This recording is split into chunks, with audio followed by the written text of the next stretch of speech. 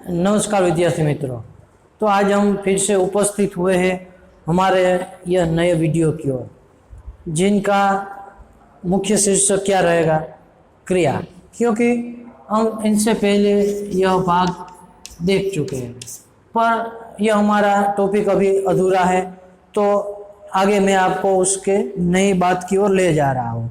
तो सबसे पहले कि आप पेन बुक वगैरह साथ में लेकर है, जल्दी से बैठ जाइए, फिर जाके मैं आपको आज का हमारा आगे का जो ये लेक्चर है वो शुरू करेंगे। ठीक है, उनसे पहले मैं आपको दोहरा देता हूँ कि हमने अगले लेक्चर में क्या क्या देखा हुआ था। ठीक है, तो सबसे पहले बात करें तो कि एक तो क्रिया किसे कहेंगे, उसे लेकर हमने बात की थी कि जो शब्द हो किसी कार्य के करने या होने अथवा किसी घटना का घटने, किसी व्यक्ति वस्तु की स्थिति का बोध कराए, वह शब्द क्या कहे जाएंगे? क्रिया कहलाएंगे। मुख्य उनके दो आधारों पर उनके भाग है, वो हमने बनाए हुए थे। कौन कौन से? एक तो कर्म के आधार पर और दूसरा था हमारा प्रयोग या तो संरचना के आधार पर। तो कर्म के आधार पर हमने देखा था कि यदि क्रिया है वो कर्म जुड़ा हुआ हो तो सकर्मक होगा, और यदि क्रिया के साथ कर्म न हो तो अकर्मक होगा। इसे कर्म के साथ क्रिया के कितने प्रकार होते हैं? दो प्रकार होते हैं। फिर सकर्मक के अंतर्गत भी दो प्रकार होते हैं, एक कर्मक क्रिया और द्विकर्मक क्रिया। ठीक है, कि यदि एक ही क्रिया रही हुई हो कर्म के साथ तो कौन सा होगा? एक कर्मक। यदि कर्म के साथ दो क्रिया जुड़ी हुई हो तो कौन सा होगा? द्विकर्मक। तो इस प्रकार हमने कुल मिलाकर पहला जो मुख्य भेद है कि कर्मों के आधार पर क्रिया का भेद, वहां तक की बात हमने आगे की हुई है। ठीक है, तो वो आपने नोट भी किया होगा, लिख लेना भी है साथ में, और अभी भी जो मैं लिखवाऊं वो भी आपको लिखते जाना है। ठीक है, हमारा मुख्य दूसरा प्रकार जो है वो अब कौन सा रहेगा? प्रयोग या तो संरचना के आधार पर, प्रयोग और संरचना के आधार पर क्रिया के भेद। अब इस तरह से मुख्य हमें कितने 5 भेद है वो देखने हैं। ठीक है, सबसे पहले तो हम शुरू करें कि प्रयोग संरचना के आधार पर का हमारा पहला जो टॉपिक रहेगा, यानी कि पहला जो प्रकार है वह कौन सा है? संयुक्त सामान्य से पहले संयुक्त क्रिया। ठीक है, अब उसमें क्या रहेगा? उनकी व्याख्या के साथ हम देख रहे हैं। क्या है कि साधारणतः संयुक्त क्रिया के पहले व्याख्या लिखवा देता, उदाहरण, फिर जाके हम उनको समझ रहे हैं। ठीक है, दो या दो से अधिक धातु, कैसी व्याख्या होगी? दो या दो से अधिक धातुओं से बनी क्रिया, से मिलकर बनी क्रिया, से मिलकर बनी क्रियाएं क्या कहलाती है? संयुक्त क्रिया। संयुक्त क्रिया कहलाती है। ठीक है, तो यह क्या हुआ?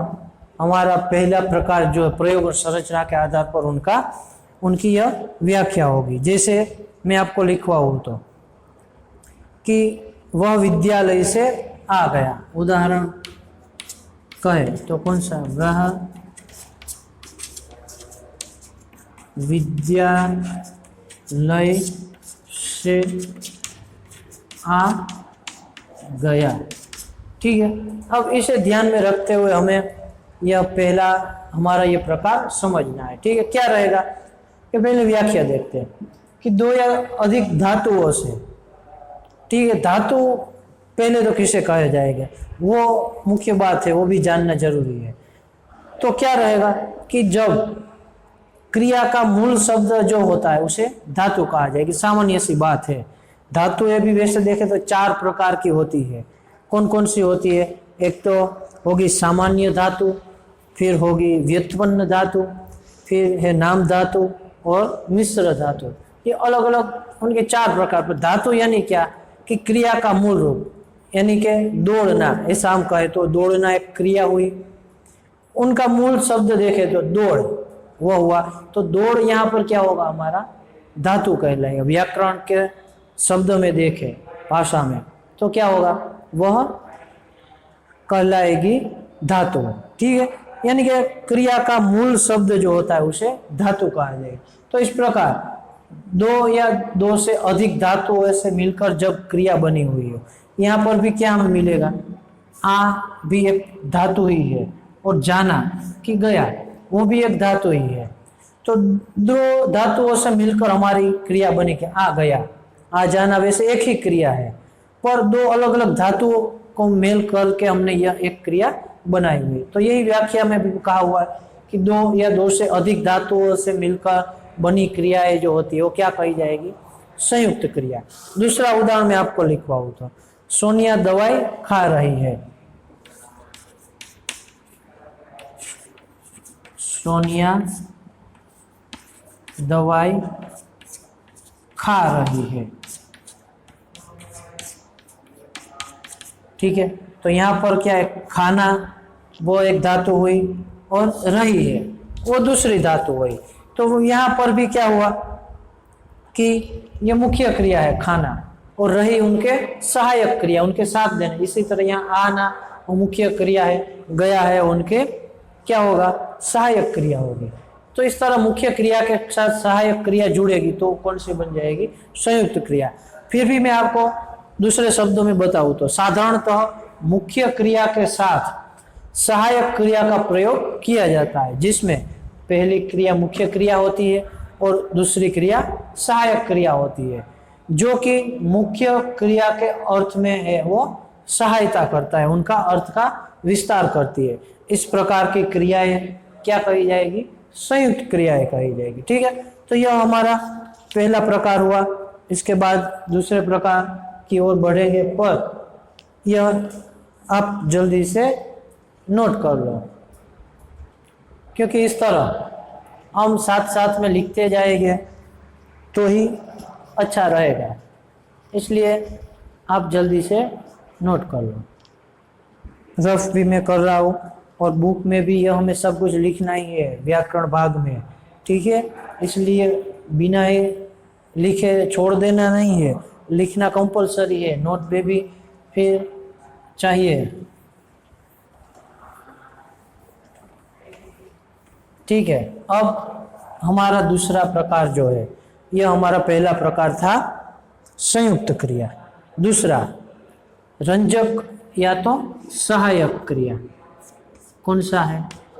रंजक कहे या तो सहायक भी बोला जाता है। सहायक क्रिया, संयुक्त, इसके बाद यह रंजक की व्याख्या क्या हुई? जब कोई क्रिया मुख्य क्रिया के साथ जुड़कर अपना अर्थ खोकर, कोई क्रिया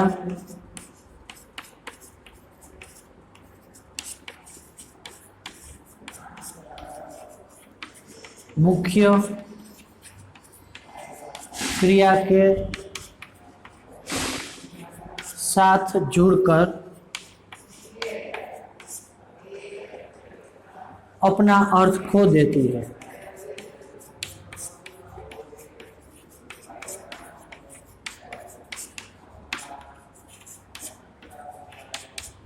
तो वैसी क्रियाएं क्या कहलाएगी? वैसी क्रियाएं रंजक या तो सहायक क्रिया कहलाती है।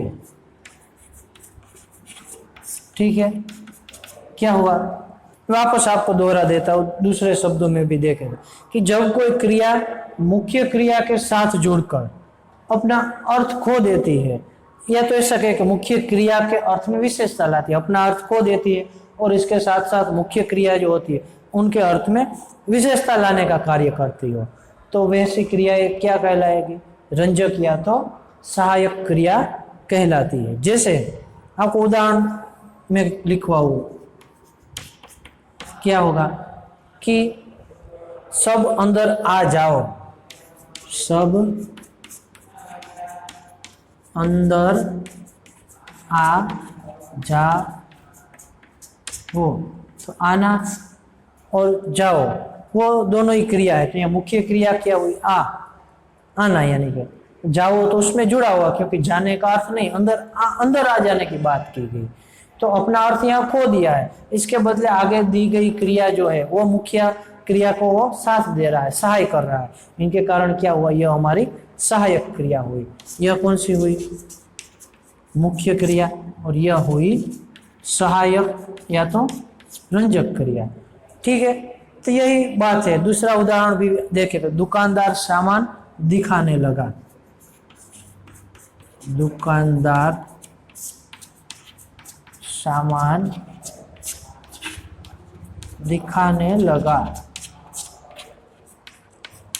तो यहां पर भी क्या है, दिखाना भी एक क्रिया है, लगना भी एक क्रिया है, पर यह मुख्य क्रिया हो जाएगी और यहाँ पर है वो सहायक हो जाएगी, क्योंकि यह अपना अर्थ खो देती है, लगा है वो अपना अर्थ खो देती है और इसकी जगह दिखाने में वो अपना अर्थ जोड़ देती है, जिनके कारण क्या होता है, वो सहायक क्रिया कहलाती है।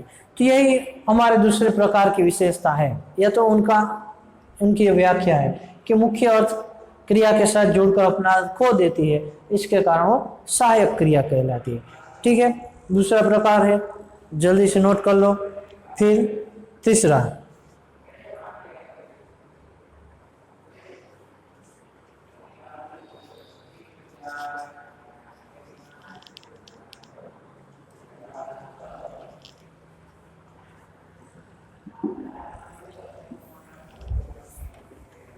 वैसे आसान सा ही है, ठीक से पूरा ध्यान रखोगे, लिख लोगे तो वापस भी पढ़ोगे तब भी आपको आसानी से याद आ जाएगा। ठीक है, तो इस तरह यह हमारा दूसरा प्रकार देखा। फिर तीसरा है नाम धातु क्रिया। नाम धातु क्रिया, इसमें क्या रहेगा, देखते व्याख्या के साथ कि जो क्रियाएं संज्ञा सर्वनाम विशेषण, क्या होगा इनकी व्याख्या, जो क्रियाएं संज्ञा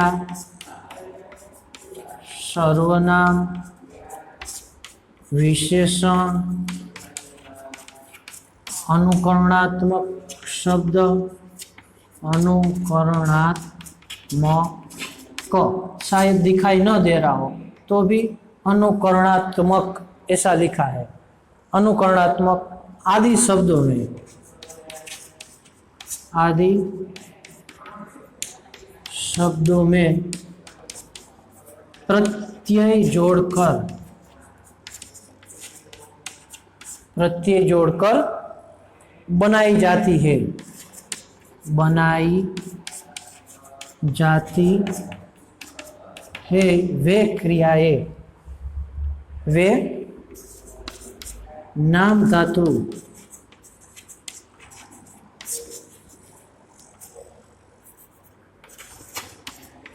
क्रिया ये कहलाती है।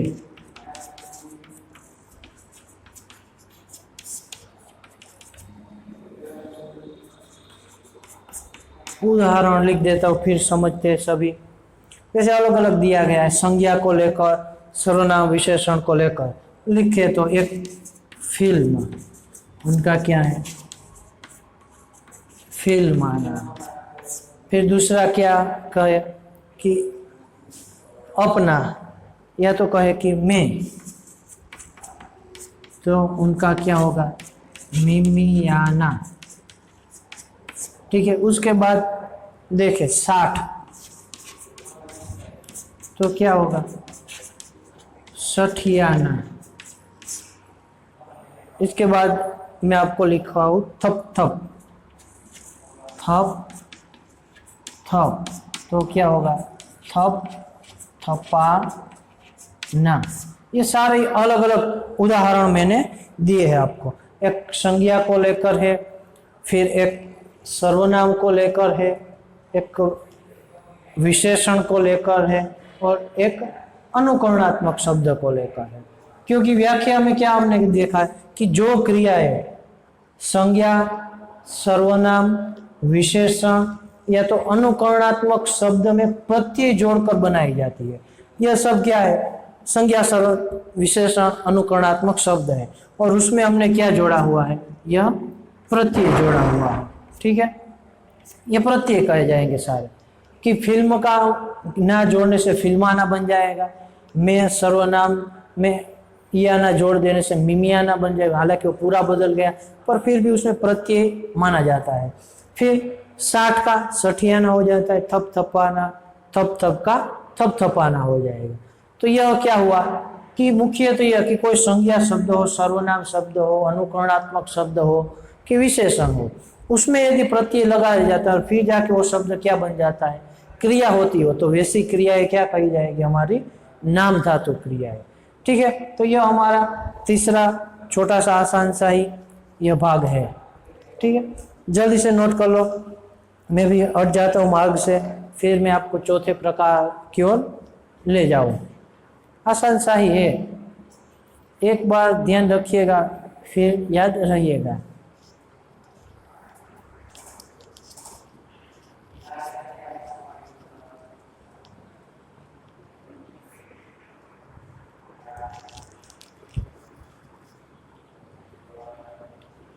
हो गए? जल्दी।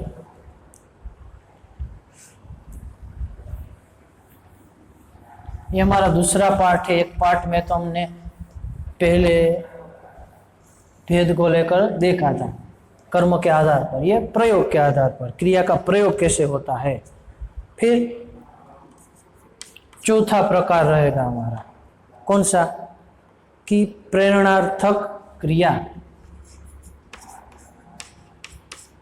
प्रेरणार्थक क्रिया। अब उसमें क्या रहेगा? व्याख्या की जब कर्ता स्वयं कार्य न करके, जब कर्ता स्वयं कार्य न करके, कैसे? अन्य को कार्य करने के लिए, अन्य को कार्य करने के लिए प्रेरित करता हो। क्या? कि अन्य को कार्य करने के लिए प्रेरित करता है, तब प्रेरित करता है, तब वह क्रिया, तब वह क्रिया क्या कहलाएगी? प्रेरणार्थक। प्रेरणार्थक क्रिया कहलाती है। ठीक है, यह भी एक आसान सी बात है वैसे। कि मैं आपको लिखा हूँ तो खुशी गाय को घास खिलाती है, उदाहरण के रूप में देखें। खुशी गाय को घास खिलाती है। ठीक है, तो यहाँ पर खिलाती है वो क्रिया है, उसे ध्यान में रखकर यह देखना है क्या होगा कि कर्ता स्वयं कार्य न करके, यहाँ कर्ता कौन सा हो? कौन है? खुशी। खुशी है वो कर्ता है, फिर खिलाना है वो क्रिया होगी, और किसको? गाय है वो हमारा कर्म होगा। वैसे इस तरह पूरा बना हुआ है। ठीक है, घास भी है वैसे कर्म होगा। क्या खिलाती है? तो घास। किसको खिलाती है? तो गाय को। तो ये दोनों कर्म हुआ, ये क्रिया हुई। अब हमें समझना है क्या था कि कर्ता यहाँ जो है वो स्वयं कार्य नहीं करता है, कि खुद वो नहीं खाता है, क्या करता है, अन्य से कार्य करने के लिए प्रेरित करता है। अन्य यानी किसे, कि गाय को प्रेरित करता है कि तुम घास खाओ, इसलिए वो वहां घास डालती है। तो यह क्या हुआ कि जब कर्ता खुद कार्य न करते हुए जब दूसरों से यह कार्य है करवाता हो, तब जाके वैसी क्रियाएं क्या बनेगी, वो हमारी बनेगी प्रेरणार्थक क्रिया। दूसरा उदाहरण कि अनिकेत पक्षियों को दाना डालता है। तो क्या कहा गया कि अनिकेत जो है वो खुद नहीं खा रहा है पर पक्षियों को दाना डाल रहा है। तो यह जैसे कि देखे तो क्या रोहन जूस पीता है तो स्वयं होगा, माँ रोहन को जूस पिलाती है, तो क्या हो गया, वो प्रेरणार्थक बन गया। इसी तरह प्रेरणा देने वाले को क्या कहा जाएगा, प्रेरक कर्ता कहा जाएगा, और जो प्रेरणा प्राप्त करके कार्य करने वाला वो प्रेरित करता होगा। प्रथम प्रेरणार्थक क्रिया, यह प्रेरणार्थक क्रिया के भी दो प्रकार दिए गए हैं, प्रथम प्रेरणार्थक क्रिया और द्वितीय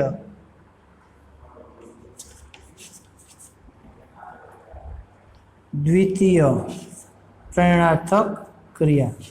ठीक है, इस प्रकार दो दिए गए।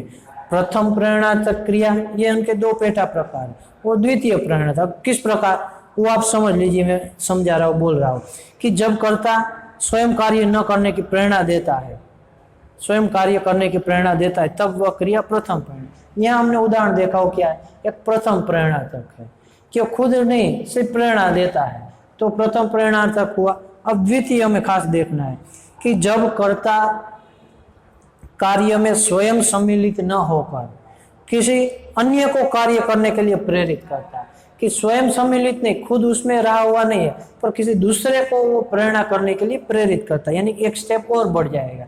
प्रेरणा में क्या था, मैं किसी दूसरे से काम करवाऊं, तो प्रथम प्रेरणा तक हुआ। अब मैं दूसरे को कहूँ पर वो कोई तीसरे से काम करवा रहा है, तो वह क्या हुआ, द्वितीय प्रेरणा तक। मैंने इसे प्रेरणा दी, इसने, तो यह क्या हुआ, द्वितीय प्रेरणा तक। अब उदाहरण समझिए कि अध्यापक समीर से बच्चों को पढ़वाते हैं। अध्यापक खुद भी नहीं पढ़ रहा है, वो समीर को कह रहे, पर समीर भी नहीं पढ़ रहा, वो किसे, बच्चों को पढ़वा रहा है। तो अध्यापक समीर से बच्चों को पढ़वाता है, तो यहाँ क्या हुआ, यह द्वितीय प्रेरणा था। तो इस प्रकार कर्ता खुद नहीं दूसरे को कहता है तो प्रथम प्रेरणा था, कर्ता खुद नहीं दूसरे को कहता है वो तीसरे को कहता है, तो वह द्वितीय प्रेरणार्थक होगा। इस प्रकार प्रेरणार्थक क्रिया के यह पेटा दो प्रकार भी दिए गए हैं। उसे बनाने के लिए भी आसान, लिखना तो लिखना होगा प्रथम प्रेरणार्थक में, दूसरे में कहे तो लिखवाना, पीना तो पिलाना और पिलवाना। इस प्रकार हम उसको जान सकते हैं। ठीक है, जल्दी से नोट कर लो, फिर हमारा अंतिम प्रकार है वो भी हम देख लेते हैं। ठीक है,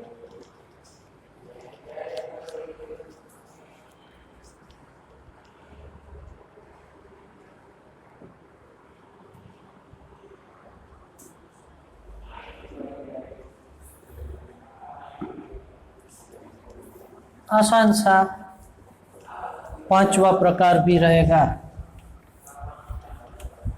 पर फिर भी बिना पढ़े बिना देखे रख दोगे तो समझ में नहीं आएगा, देखना और पूरा सुनना है।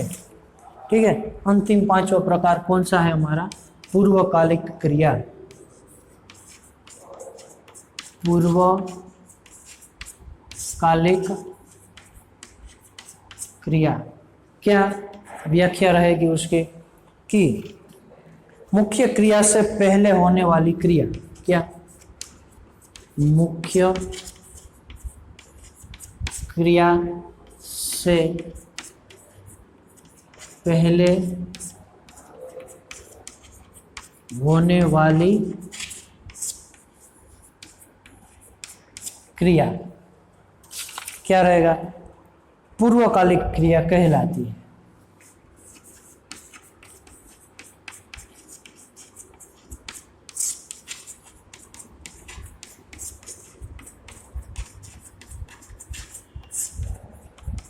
ठीक है, सामान्य सा ही है, उदाहरण भी लिख ही दे फिर या हम समझे तो अच्छा रहेगा, जल्दी समझ में आएगा। नाना जी फल खरीद कर घर आए। नाना जी फल खरीद कर घर आए। अब आसान सा ही है, इसमें क्या, ठीक से ध्यान रखिए। व्याख्या पहले देखें तो कि मुख्य क्रिया से पहले होने वाली क्रिया है वो क्या कही जाएगी, वो पूर्वकालिक क्रिया कही जाएगी। कि एक मुख्य क्रिया भी बनी है और फिर उसके बाद उनसे पहले भी एक क्रिया बनी हुई है। यानी मुख्य क्रिया नानी जी फल खरीद कर घर आए, यानी कि घर आने की, यानी कि आने की क्रिया जो है वो क्या बन जाएगी, हमारी मुख्य क्रिया। यह हमारी मुख्य क्रिया है, आना है वो।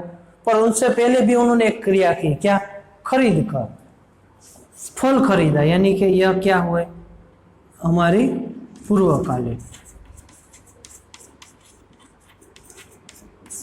पूर्व यानी क्या होगा, पहले का, कालिक यानी के समय का, काल यानी क्या होता है, समय।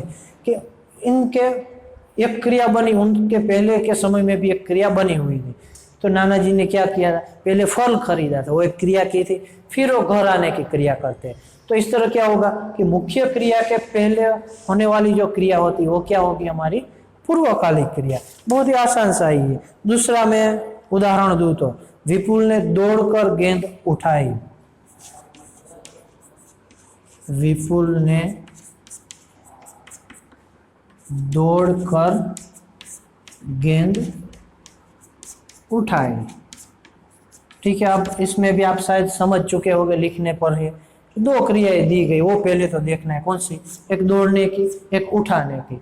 तो यह क्या, उठाने की क्रिया बाद में हुई थी, इसलिए वो मुख्य क्रिया है। फिर दौड़ने की उनसे पहले हुई थी, तो कौन सी होगी, पूर्वकालिक। तो इस प्रकार मुख्य क्या रहेगा कि मुख्य क्रिया से पहले होने वाली क्रिया वो क्या कही जाएगी, पूर्वकालिक। तो बहुत ही आसान सा ही है। ठीक है, नोट कर लीजिए, लिख लीजिए, और फिर यही सब वीडियो के जरिए भी हम वापस इसी में ही देखने वाले हैं, तो वो भी मिलेगा अभी इसके बाद। तब तक ये जल्दी से नोट कर लीजिए, फिर मैं वीडियो आपको प्ले करवाता हूँ। ठीक है, पर यह सब कुछ जो लिखवाया है वो आपके पास लिखा हुआ मिलना चाहिए, और सब आपको समझ में भी आया हुआ चाहिए, क्योंकि ध्यान होगा तो आसानी से समझ में आएगा। यदि ध्यान नहीं लिया, आपने ऐसे काट के छोड़ दिया है, तो फिर ये समझ में आना बिल्कुल कठिन है। तो इसलिए लिख लीजिए, पढ़िए, समझिए, तो ही आसान होगा, तो ही मार्क मिलेंगे, नहीं तो ऐसे ही पीछे रह जाएंगे। ठीक है, तो अब मैं यहीं पर ही यह वीडियो खत्म कर रहा हूँ, वीडियो की ओर फिर जाएंगे।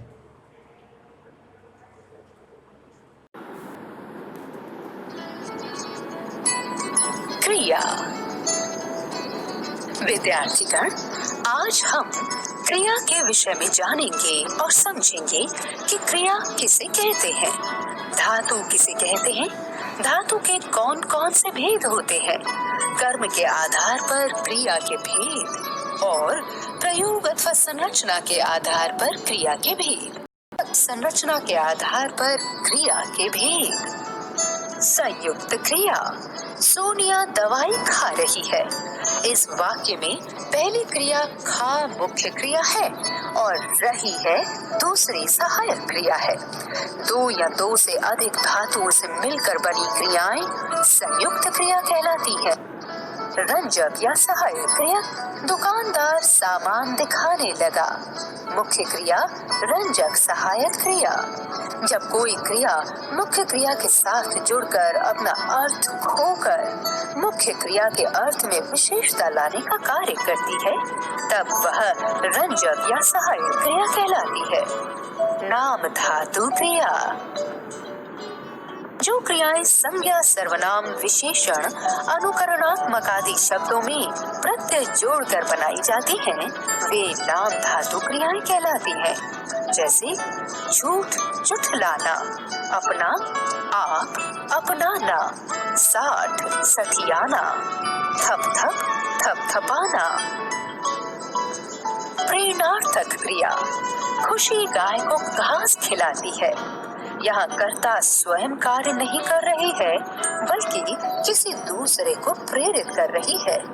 इस प्रकार की क्रिया प्रेरणार्थक क्रिया कहलाती है। उदाहरण, रोहन जूस पीता है स्वयं। माँ रोहन को जूस पिलाती है प्रेरित होकर। इस प्रकार यहाँ दो प्रकार के कर्ता हैं, प्रेरणा देने वाला प्रेरक कर्ता, प्रेरणा प्राप्त करके कार्य करने वाला प्रेरित कर्ता। प्रेरणार्थक क्रिया के भी प्रथम प्रेरणार्थक क्रिया और द्वितीय प्रेरणार्थक क्रिया। प्रथम प्रेरणार्थक क्रिया, जब कर्ता स्वयं कार्य करने की प्रेरणा देता है तब वह क्रिया प्रथम प्रेरणार्थक क्रिया कहलाती है। जैसे अध्यापक बच्चे को पाठ पढ़ाते हैं, कर्ता स्वयं बच्चे को पाठ पढ़ने की प्रेरणा दे रहा है। द्वितीय प्रेरणार्थक क्रिया, जब कर्ता कार्य में स्वयं सम्मिलित न होकर किसी अन्य को कार्य करने के लिए प्रेरित करता है तब वह क्रिया द्वितीय प्रेरणार्थक क्रिया कहलाती है। जैसे अध्यापक समीर से बच्चों को पढ़वाते हैं। अध्यापक स्वयं कार्य न करके समीर को कार्य करने के लिए प्रेरित कर रहे हैं। पूर्वकालिक क्रिया, मुख्य क्रिया से पहले होने वाली क्रिया पूर्वकालिक क्रिया कहलाती है। जैसे नानाजी फल खरीद कर घर आए, खरीद कर पूर्वकालिक क्रिया है और आए मुख्य क्रिया। इन वाक्य में खरीद कर पूर्वकालिक क्रिया है क्योंकि यह आए मुख्य क्रिया से पहले घटित हो रही है। आओ दोहराएं, कार्य के होने या करने को क्रिया कहते हैं। क्रिया को दो आधारों पर बांटा गया है, कर्म के आधार पर और प्रयोग अथवा संरचना के आधार पर। कर्म के आधार पर क्रिया के दो भेद हैं, अकर्मक क्रिया तथा सकर्मक क्रिया। जिस क्रिया में कर्म की अपेक्षा न हो, अकर्मक क्रिया। जिस क्रिया में कर्म की अपेक्षा हो, सकर्मक क्रिया। प्रयोग के आधार पर क्रिया के भेद, संयुक्त क्रिया, नाम धातु क्रिया, प्रेरणार्थक क्रिया तथा पूर्वकालिक क्रिया। जब वाक्य में केवल एक क्रिया का प्रयोग हो, सामान्य क्रिया। जब वाक्य में दो या दो से अधिक क्रियाएं मिलकर एक पूर्ण क्रिया का कार्य करें, संयुक्त क्रिया। संज्ञा, सर्वनाम तथा विशेषण शब्दों के साथ प्रत्यय जोड़कर बनाई गई क्रिया नाम धातु क्रिया। जहाँ कर्ता स्वयं कार्य न करके अन्य किसी को कार्य करने के लिए प्रेरित करे, प्रेरणार्थक क्रिया। मुख्य क्रिया से पूर्व होने वाली क्रिया पूर्वकालिक क्रिया।